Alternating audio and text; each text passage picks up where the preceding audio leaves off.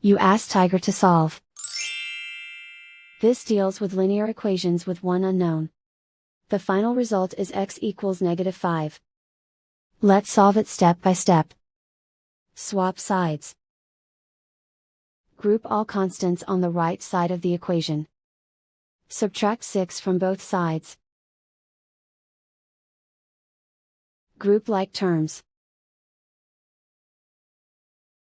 Simplify the arithmetic.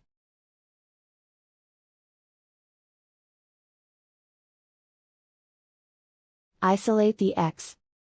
Divide both sides by -0.2. Cancel out the negatives. Simplify the arithmetic.